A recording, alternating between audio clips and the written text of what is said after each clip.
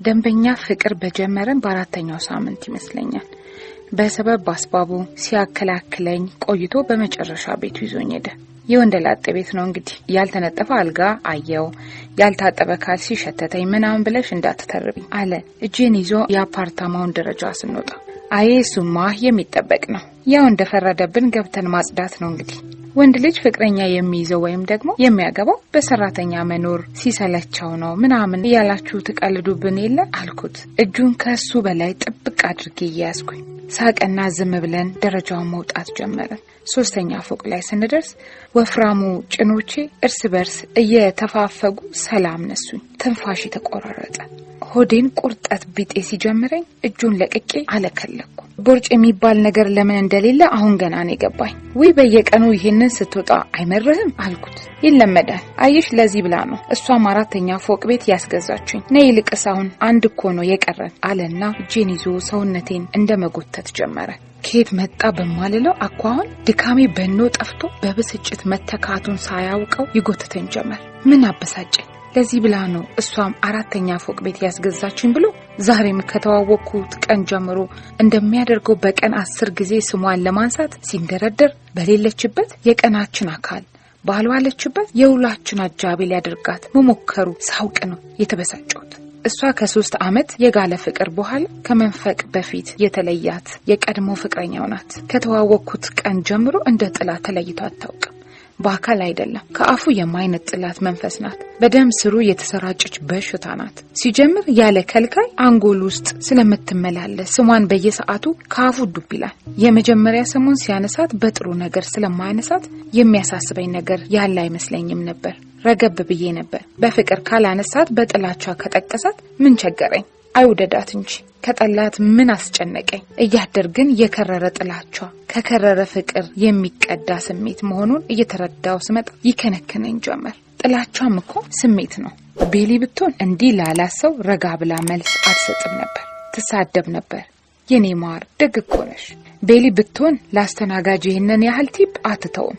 ይሄ እባብ ቆዳ የሚመስል አስጠሊታ ልብስ፣ እንደዚህ አይነት ልብስ ማን እንደሚወድ ታውቂያለሽ? ቤሊ እያለ ስሟን በየአረፍተ ነገሩ ይሰነቅራል። በየወሬው ይከተዋል፣ በየቦታው ይበትነዋል። ለሄደ ሰው የማይሰጥ ቦታ ይሰጣል። የጠላት መስሎት ስሟን ከስሜቱ ማማ ላይ ይሰቅላል። ሲቀጥል በማናቸውም ነገር ከሷ ጋር ያነጻጽረኛል፣ ያወዳድረኛል፣ በሷ ልክ ይለካኛል። ሊያሞካሸኝ ሲፈልግ እንኳን ለብቻዬ አያሞግሰኝም፣ ለብቻዬ አያስቆመኝም። እሷን አስደግፎ ያየኛል። እሷን ያጣጣለ መስሎ አጣምሮ ያነሳናል። ለምሳሌ ቢራ ትጠጫለሽ ደስ ስትይ፣ ቤሊ ቢራ አትወድም ነበር። በስፕራይት እንኳን እየዘገነናት ነው የምትጠጣው። ክትክት ፊልም ስለምትወጂ እንዴት ደስ እንደምትኝ። ቤሊ እኮ 2 ሰዎች ቦክስ ከጀመሩ ሮጣ ጉያይ ውስጥ ነው የምትገባው። ስስ ነገር ናት እያለ ከሙሉ ቤተሰቧ ጋር ይደዋወላል፣ ይገናኛል። የት ነበርክ ማታ ስልክ ብደውልልህ አታነሳም ስለው ማታ ከቤሊ ወንድም ጋር ኳስ እያየን ነበር ይለኛል። ነገ ምሳ እንብላ ስለው ደግሞ ነገ ቀብር መሄድ አለብኝ፣ የቤሊ የአክስት ልጅ ሞቷል እኮ ይለኛል። የወደፊት ቤተሰቦቹ እንዲሆኑ ሁሉ ተንከባክቦ ሊያቆያቸው የሚፈልግ ይመስላል። በየቀኑ ይደውልላቸዋል። ለቅሶ ይደርሳል፣ ሰርግ ይታደማል፣ ልደት ይሄዳል። የፌስቡክ ፎቶአቸው ላይ በላይክ ያሽቆጠቁጣል። አንዱ ቀን የቤሊ እህት ልጅ ልደት፣ ያውም የ3ኛ አመት ልጅ ልደት እሄዳለሁ ብሎ ሲነሳ ግንፍል አለብኝ። አንተ ግን አይደብርህም እንዴ? ከኤክስ ቤተሰብ ጋር እንዲህ መቀራረብ አግባብ ነው አልኩት። የገዛውን ስጦታ መጠቅለሉን ቆም አድርጎ እኔና እሷ ብንለያይ ከጥሩ ሰዎች ጋር መቆራረጥ አለብኝ? ሲቪሉኝ እንጂ ይሄ እኮ የድንጋይ ዘመን አይደለም አለኝ። በድንጋይ ማውገር ነበር። ለሁሉም በስንት ጉትጎታና በሰበብ አስባቡ ቆይቶ በመጨረሻ ቤቱ ይዞኝ መጥቷል። ብስጭቴን ዋጥ ድካሜን ችላ አድርጌ የአፓርትመንቱን በር እስኪ ከፍት ቆም ያየሁት። እኔን የወንደላጤ ቤት ያድርግ። ሚስት የቀረው የሞቀ ባለትዳር ቤት ነው የሚመስለው። ሁሉ ነገር በአግባቡ የተሰናዳ በስነ ስርዓቱ የኔን የሴቷን ቤት የሚያሸማቅቅ ሙሉና ምቾት በሚነሳ መልኩ ጽድት ያለ ውብ ቤት ነው። በስመአብ አንተ እንዴት የሚያምር ቤት ነው ያለ አልኩት። በሩጫ ቀረሽ እርምጃ ሁሉንም ክፍል በወፍ በረር እያየው ነው። ከሳሎን ትልቁ መኝታ ቤት፣ ከትልቁ መኝታ ቤት ወደ ትንሹ መኝታ ቤት፣ ከትንሹ መኝታ ቤት ወደ መታጠቢያ ቤት፣ ከመታጠቢያ ቤት ወደ ኩሽና እየገባው ኩሽናው ምግብ ሊሰራባቸው ቀርቶ ከተሰቀሉበት ወርደው የማያውቁ የሚመስሉ ድስቶችና መጥበሻዎች በቅርጽና በስፋት የተለያዩ ግድግዳ ላይ በማራኪ መልኩ ተሰቅለዋል። እነ ሻይ ማጥለያ፣ እነ ማማሰያ፣ እነ የስለት ደረጃዎች የሚለዩ ቢላዎች የቱ ወንደላጤ ነው የሻይ ማጥለያ አስታውሶ የሚገዛው ገዝቶን በስርዓት የሚያስቀምጠው? ከስቶፍ አጠገብ በተዘጋጀው ሰፊ ሳህን መሰል ብርጭቆ ውስጥ ተቀምጧል። አጠገባቸው ቶስተር እና የኤሌክትሪክ ውሃ ማፍያ ጀበና በወጉ ተቀምጧል። ዳቦና ፍርፋሪ የያዙ የሳጠራ ሳህኖች ከነሱ አጠገብ ይታያሉ። አረ ሳሎን ነይና ቁጭ በይ አለኝ። ኩሽና ውስጥ ፈዝዤ ቆሜ እንደቀረውኝ አፌን ዝግታና ቤሊ እያለኝ ወደ ሳሎን ተመለስኩና አንዱ ሶፋ ላይ ዝርፍጥ ብዬ ተቀመጥኩ። ወደርሽው አለኝ አጠገቤ ካለው ሶፋ ላይ ቁጭ እያለ። አልኩት። ምን አለው? አይ ከጠበቅኩት በላይ ነው። ማለቴ የተደራጀ ቤት ነው። ምንም የወንድ ቤት አይመስልም። አረ የሴትም አይመስልም። ገርሞኛል አልኩት በተቀመጥኩበት እየተቀበጠበጥኩ። ታዲያ አሪፍ አይደል መደራጀቴ? ስራሽን አቀለልኩልሽ አይደል? ዝም አልኩና ቴሌቪዥን የተሰቀለበትን ግድግዳ ማየት ጀመርኩ። ከስንት አይነት ከምን ቀለሞች ተደባልቆ እንደተሰራ ሊገባኝ ባይችልም ውብና ቀዝቃዛ ግራጫ ነው። የሚያምር የእራት ቀሚስ ሊሆን የሚችል ውብ ቀለም። ምንድነው የምታዩ አለኝ። የግድግዳው ቀለም በጣም ያምራል። አዎ ግን ለሱ ክሬዲት መውሰድ አልችልም አለ ከሶፋው ላይ የተነሳ። ለምን? ቤሊ ናት የመረጠችው። ሻይ ላፍላልሽ? እሱ በሻይ ላፍላልሽ ሰበብ ወደ ኩሽና ሲያመልጥ በተቀመጥኩበት ብርድ ይለኝ ጀመር። ይቺ ሴትዮ ለምን አትተወኝም? ተነስቼ ወደ ኩሽና ሄድኩኝ። በኤሌክትሪክ የሻይ ማፍያ ውስጥ ውሃ ሲሞላ ደረስኩ። እኔ የምልህ ይህንን ቤት ያስገዛችኝ ቤሊ ናት ብለኸኝ ነበር? አዎ ሶኬቱን እየሰካ። አሁን ደግሞ ቀለሙ እሷ ናት የመረጠችው አልከኝ? አዎ ምን ነው ሁሉ ነገር ነበረች መሰለኝ። ይሄ ቤት ያሟላችሁም እሷ ናት አይደል? ቤትዬ 3 አመት አብረን ነበርን። አሁን ግን አልፏል። እንቁላል ልጥበስልሽ? አንጀቴን በጥሶ እየጠባበሰ እንቁላል ልጥበስልሽ ይለኛል። እሷ ያስገዛችሁ ቤት ውስጥ እየተንጎራደርኩኝ፣ እሷ በመረጠችው ጀበና ሻይ ያስፈላው፣ እሷ ባሰናዳችሁ ህይወት ውስጥ እየተመላለስኩኝ አልፏል። አልፈልግም። ሻዩን ጠጥተን በግድ እራት ካበላኝና አባብሎ ከሳመኝ በኋላ ለማደር ተስማማ። ለፍቅር ድግስ እርቃኔን አልጋ ውስጥ ገብቼ ባንሶላው ለስላሴ እየተደመምኩኝ ቤሊ ኬት ነው ይሄንን የገዛችሁ በሚል ከፍተኛ የቅናት ስሜት ስገዘገዝ ገላውን ታጥቦ ከቤቱም ከሱ ጋር የማይሄድ ሰውነቱን ወጣጥሮ እጅጌው አንገቱ የተበላ ቢጃማ አድርጎ ወደ አልጋው መጣ። ምንድነው የለበስከው አልኩት ኮስተር ብዬ። ቢጃማ ነው። ቢጃማ መሆኑንማ አይናለኝ እኮ ቴዲዬ፣ በጣም ጠብኋል እኮ።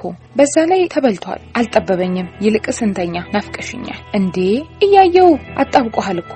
በዛ ላይ ምንድነው ያደረት ላይ ያለው ጽሑፍ? እንዴት ይሄንን ልብስ ለብሰ ትተኛለህ? የህፃንነት ነበር እንዴ? አሃሃሃ ኦፍ ቤቲ ደግሞ ሁሉ ነገር ላይ አስተያየት መስጠት አለብሽ። ቤት አይደለንም? የፈለኩትን መልበስ አልችልም? ቲሸርቱ ጠብኋል። እንዴት ይመቻል ብዬ ነው። ምን ነው ትልቅ ነገር አደረግከው እንዴ? አንቺ ነሽ ትንሽ ነገርን ትልቅ ማድረግ የምትወጂው። እንዴት? ኦፍ በእናትሽ ጭቅጭቅ ጠላው። መተኛት እንችላለን? ብስጭትጭት እያለ አልጋ ውስጥ ለመግባት ሲመጣ ካኒቴራው ላይ ያለውን ጽሑፍ ማንበብ ቻልኩ። ቤስት ቦይፍሬንድ ኢን ዘ ወርልድ ይላል። በሙቅ አልጋ ውስጥ ያለው ሰውነቴ በረዶ የተጋገረበት ያህል መንዘፍዘፍ ጀመረ። ኩፉኛ መንቀጥቀጥ ጀመርኩ። የቤሊ የቅንጦት ኮንፈርት ሊያሞቀኝ ሲገባው ይበልጥ አስበረደኝ። እንዴ ቤትዬ ምን ሆነሻል? በጣም ቀዝቅዘሻል እኮ አለኝ ደንግጦ እያቀፈኝ። አልችልም ቴዲ። ምን ሆነሻል? የበላሽው ነገር አልተስማማሽም? አለርጂ ነው? ወይኔ ኧረ በጣም ትቀዘቅዣለሽ። ምን ጉድ ነው? ነይ እስቲ እቀፊኝ። ካልጋው ተፈንጥሬ ወጣው። እንዴ ምን ሆነሽ ነው? ይበልጥ ይበርድሻል አለኝ ተነስቶ ሊያቅፈኝ እየሞከረ። አትቀፈኝ አልኩና በፍጥነት ልብሶቼን መልበስ ጀመርኩ። እንዴ ምን ሆነሻል? ልሂድ። ወዴት? ወደ ቤቴ ነዋ። እኔም ቤት አለኝ እኮ። ለምን ደግሞ በዚህ ሰዓት? 4 ሰዓት አልፏል እኮ። ይለፍ። ጫማዬን ፍለጋ ወደ ሳሎን ሄድኩ። ተከተለኝ። ምን ሆነሻል? እኔ ተደራቢ ሴት መሆን አልፈልግም። ገባ? ተደራቢ ምንድን ነው የምታወሪው? ክብር ያለኝ ሴት ነኝ። ውሻ አልሆንም። ጫማዬን በማይታመን ፍጥነት አድርጌ ቆም ብዬ አየሁት። ፍጹም ግራ የተጋባ ይመስላል። አልገባህም አልኩት ትንሽ ረገብ ብዬ። ምንድነው? ለምን አትነግሪኝም? ና ሶፋ ጋር ጎትቼ ወስጄ ተቀመጠ። ቴዲዬ ወዬ የለበስከው ቢጃማ ቤሊ ናት የሰጠች አይደል? አንገቱን ደፍቶ ዝም አለ። ናት አይደል ወይ? አገጩን ይዤ አንገቱን በቀኝ እጁ ከፍ አደረኩት። ቴዲ ወይዬ ቤቲ፣ የቤሊ ነገር ያለቀ አይመስለኝም። አልፏል ብትልም ሁሌም ስለሷ ታወራለህ። ቤት ሁሉ እሷ ናት። ከቤተሰቦቿ ጋር ትቀራረባለህ። ይባስ ብለ እሷ ስለሰጠችው የጠበበህን ልብስ እንኳን ያውም ከኔ ጋር ለብሰ ማደር ትፈልጋለህ። ተሳሳትኩ? ዝም አለ። ተነሳው። በሩ ጋር ደረስኩ። አያስቆመኝም ቤት ያለኝ። ዞር አልኩና ከሶፋው ጋር የተሰፋ ይመስል ግዑዝ አካል ከቤት ዕቃዎች አንዱ መስሎ ተቀምጧል። ጠራኸኝ አልኩት በቆምኩበት እያየሁት። አዎ ሳይንቀሳቀስ መለሰልኝ። ረጅም ጊዜ አብረን ነበርን፣ ግን አሁን አልፏል። ጥለሽኝ አትጂ፣ እወድሻለሁ። አሳዘነኝ። በጥሶ የጠበሰውን አንጀቴን ተንሰፈሰፈለት። ቤቲ በእናትሽ ጥለሽኝ አትጂ። ሄጄ አቀፍኩት። በፍጥነት አንገቴን ይስመኝ ጀመር። የምትፈልጊው ነገር ሁሉ እንቀይራለን፣ ጥለሽኝ አትጂ እያለ ግንባሬን፣ አንገቴን፣ ከንፈሬን በፍጥነት እየሳመኝ ያንሾካሹክልኝ ጀመር። ሁሉንም ነገር እናስተካክላለን፣ ብቻ ጥለሽኝ አትጂ ይላል ሹራቤን እያወለቀ። ጉርድ ቀሚሴን ወደ ታች እያንሸራተተ ቀኝ እጁን ጭኖቼ መሃል እየሰደደ ጥለሽኝ አትጂ እወድሻለሁ ይላል። በስሜት የጋለ ራቁት ገላይን ሶፋ ላይ አጋድሞ እየሳመ ጡቶቼን በከንፈሮቹ እየመጠጠ በስሜት እየተናወጥኩ በግማሽ ጆሮዬ በተከፈለው ልቤ የምሰማው ወሬ እየቀጠለ እወድሻለሁ ቤሊ፣ ጥለሽኝ አትጂ ቤሊዬ፣ እወድሻለሁ